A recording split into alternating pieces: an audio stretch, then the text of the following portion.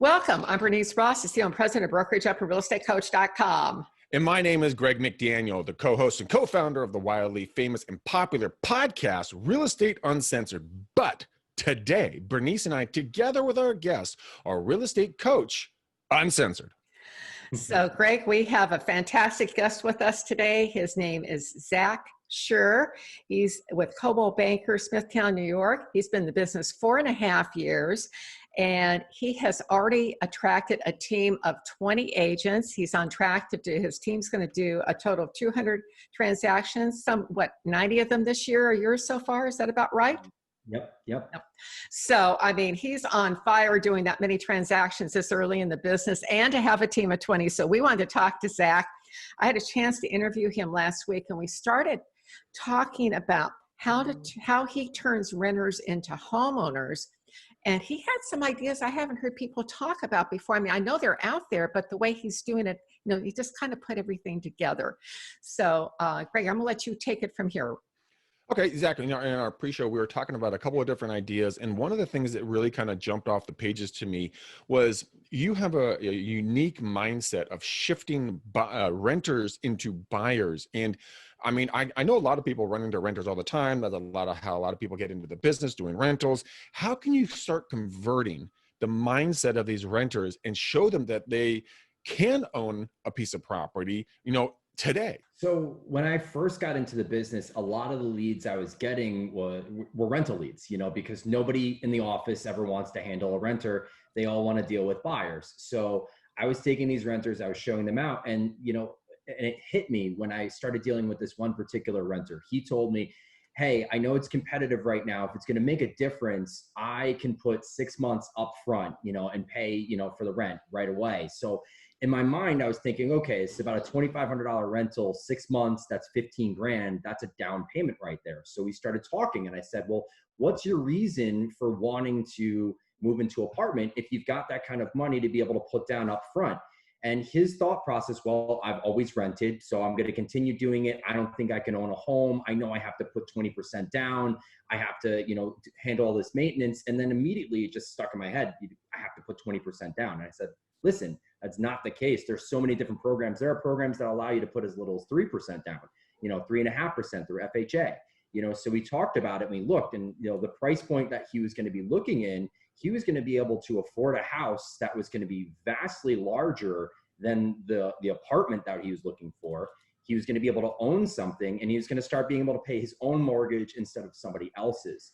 So once I kind of put that thought into his head, it immediately changed. It turned around. He didn't want to rent anymore. He knew right from then, and thereon, that he wanted to own something. So when dealing with these renters, it's very important to kind of see what financial position that they're in, prior to, making that decision for them or helping them make that decision.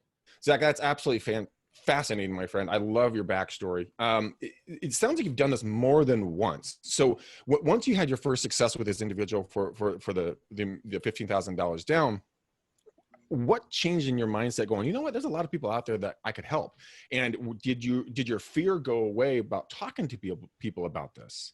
Absolutely. I mean, I always look for every possible opportunity. And, even I look at a renter that has to rent, they're going to be a buyer down the road. Eventually, if they get that in their mindset, hey, I don't need that much more in order to afford a home, I'll even put them in a rental and then give them a goal. Say, hey, you know what? Save up a little bit extra money over the course of this year and get ready to be able to purchase a home at the end of that. Because once your lease is up, we're finding you something. So I look at every potential renter as a potential buyer, no matter what their scenario is, even if they're not ready right away. So I have done it a number of times using that method, but it's really all about mindset. Mindset's everything, so it's just getting them out of that mentality of, I have to be, a slave to, being in a rental for the rest of my life. They don't have to. They can be a homeowner. So, Zack, one of the things that you've been doing that has worked out really well for you, helping people change their mindset, is working with the lenders that you deal with in terms of getting down payment assistance. Could you say a little bit more about that, please? Yeah, absolutely. So in some cases, our average sale price is usually around 500,000, but we deal with buyers of all, price points. But sometimes the difference between being able to afford, a $300,000 house and a $500,000 house is that down payment assistance program. So there's, a program, for example, the Sony May program. Lenders allow for a 3% down payment assistance that the buyers can, honestly, it's almost like free money as long as they stay in the home for a certain period of time. So there's different qualifications that allow for that. And there are also different grants additionally that can allow to get, additional funds. And typically it's, based off of, financial situation, whether they're qualifying or not, but then, just depending on how long they stay in the home, if they have to pay it back or not. But it's allowing buyers to be able to purchase homes that they may not normally have. And then in addition to the down payment assistance programs, we have the ability for them to roll in their closing costs with sellers concessions. And that's huge, especially in my market. Now say something about the seller concessions, because when I think of concessions, I'm thinking about when we're negotiating the inspection report, but you're talking about something different.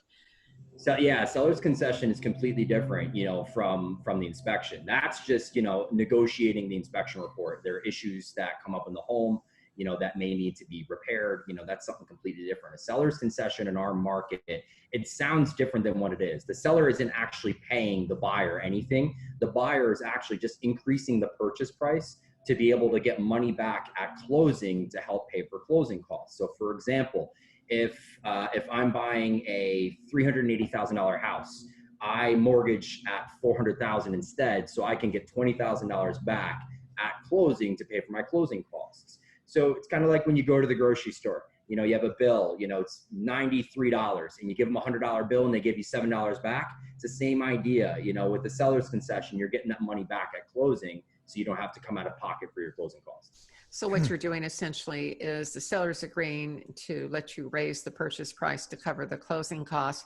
Or I thought maybe you were talking, with FHA, they require in some cases for the seller to pay for those, for the closing costs. So it depends on the kind of down payment assistance you're getting. Also, you raised a couple really interesting points. This notion of grants, these are actually free money. The program you're describing is a common one where someone stays 5 years, generally is the rule of thumb nationally. When it comes to down payment assistance, we really like downpaymentresource.com because it aggregates all these different loan programs from multiple lenders across the country. And there are all kinds of programs. There's programs for people who are in the military, who are teachers, firefighters. You can put the programs together. Some of these are grants. Some of these are the kind of programs that you've described. Sometimes it's an interest rate reduction. Again, there's a lot out there. What's really interesting is that 84% of all the properties in the US qualify for down payment assistance. So that's a huge number.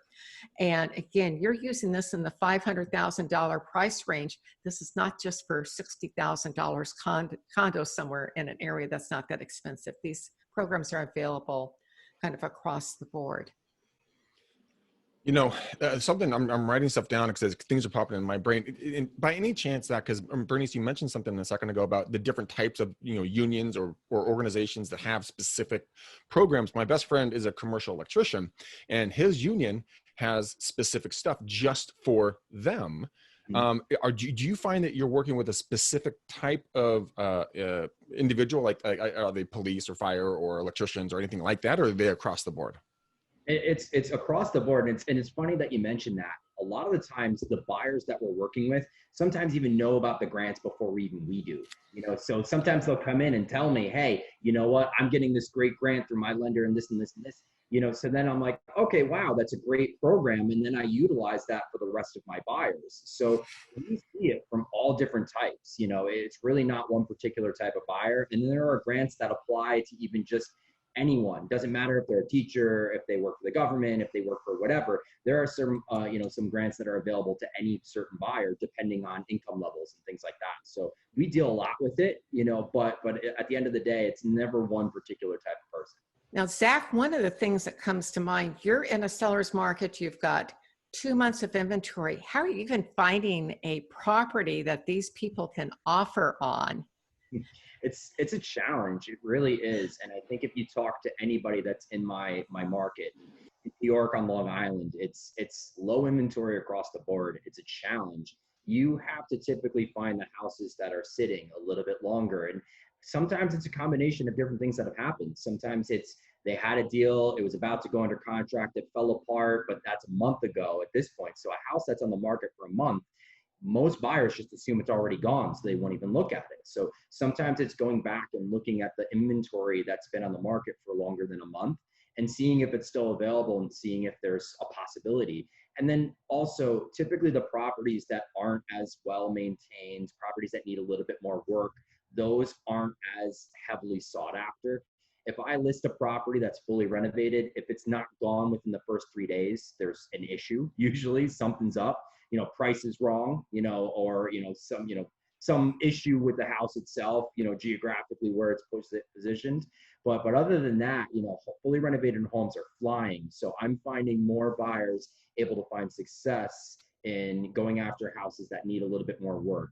Those homes that maybe they're a little tired, they've been well maintained, but they just need some updating. And is this an issue since you oftentimes have people coming in with not that much money when they're, renters? So how are they handling that? As far as, when they're coming in, it's the same thing. It's really just finding what's going to fit for them. And in most cases, if they're renting an apartment, they're typically not, dealing with a large space. So going into a whole home, they're typically getting a lot more space and they're willing to, maybe concede to certain things. They don't need that brand new kitchen. They don't need, perfectly polished hardwood floors. They're willing to put in a little bit of work because now they're putting their money and their time and their effort into something that's theirs as opposed to somebody else's. One of the other things that we want to touch on, and we mentioned this in previous broadcast, is another program. And I don't know if you've used this or not, Zach. Have you done a lease to own program before? Not really, actually. In our market, we really don't have a lot of that. And I think it's because it's so aggressive. We don't have a lot of the lease to own programs out here just because most of the time with sellers, they're either looking to sell and renters, they're looking to rent. There's really no deviation between the two. Well, there's, I don't know if this is not available everywhere in the country, but this is an iBuyer program. One of the companies that is pioneering this is called Divvy Homes. Okay. And what happens is it works like the iBuyer process. Essentially, they buy the home for you, then they rent it back to your buyer.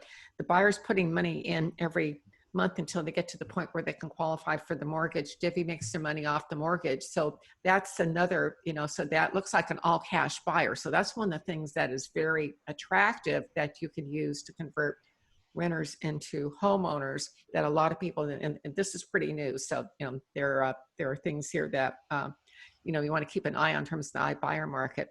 Yeah. Greg, I know you have some ideas about how Zach could go about marketing what he's doing because this is your strong suit. I mean, how would you go about marketing these kinds of programs to attract, renters and turn them into homeowners?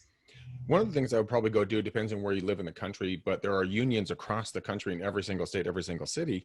I would go and I would look up the different unions, see what type of employees have the biggest population in your area, talk to their union rep, figure out what union bank they're using or what federal credit union or wherever they're getting their cash from. Look at those different opportunities and do targeted ads on YouTube, on Facebook, on Instagram, speaking directly. Are you a firefighter? Are you a police officer? Are you a teacher? Are you a commercial electrician? Then I have a deal for you. Do it that way. So you're not general, you're very, very laser focused. Zach, we've been talking about some of the things you can do to market. What is the approximate number of people that you work with who are renters who can actually make that shift right now to becoming a homeowner right away? I would say it's probably, it's not as many as you'd think, it's probably about 1 in every 20. So, whenever we get a rental listing, we obviously deal with a lot of rental leads. We get a lot of people that are putting in applications. And from that, we try to see, hey, do they make sense for this particular rental or do they make sense for another one? Or can we actually convert them and help them purchase a home? So I would say it's probably 1 in every 20. And now another thing that comes up, do you find when you go to sellers and you've got someone who's getting down payment assistance, is that any kind of, negative? And if it is, how do you overcome it?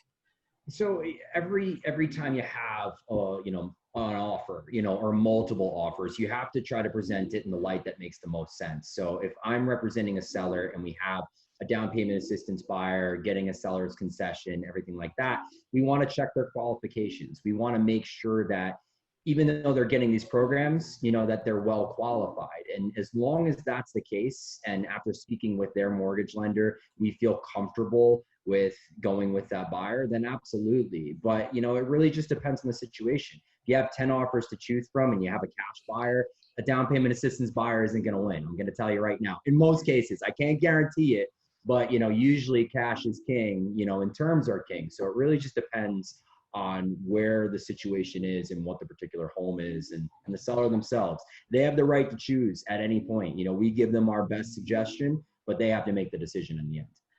One of the statistics I saw just a few days ago that currently there are 1 million vacant homes in the U.S. Now, this can be due to probate or condition of the property. We've got all these zombie foreclosures that are sitting with lenders, so there are different places to go. Greg, anything else that, from your perspective, that you'd want to suggest or recommend to our listeners today? I think the big takeaway, in my humble opinion, is that like Zack said earlier in the interview, is that it's a mindset shift. And I've said this 1,000 times. There is millions of dollars flying above your head. You have to figure out how to reach up there and grab a couple of those dollars and put them in your pocket. And Zack, you did that just at a masterful level by just going, oh my gosh, there's an opportunity here. So that's what I would probably say. Think like Zack. Think out of the box. Look for the crevices and the cracks that you can fill with a need or a want or desire from your communities and that you're working in. Be a servant. Go out there and give and help people achieve what they want to achieve. And Zack, you're doing it at a wonderful level, my friend. I got to tell you, I'm highly impressed. I appreciate it. Yeah, what you've done is amazing. So to wrap up for today, Zack, your final thoughts for our viewers today. I would say if you take anything away from this, it's all about mindset. We've talked about it throughout here, and you can apply it to pretty much everything. And a lot of the times when people come to me, agents, asking how I've become successful and how I've done what I've done, it's really all about putting yourself in that right mindset and allowing yourself to succeed, so putting yourself in the right mindset is everything. It sounds to me like you don't take no. It's just like, okay, how do I get them to yes? So, and that would certainly be my takeaway because you've just explained exactly how to do it. Zack, I want to thank you for being with us today. We've been visiting with Zack Scher. He is the team lead for the Scher team at Coldwell Banker, Smithtown, New York. Zack, thank you for being with us today. Fantastic interview.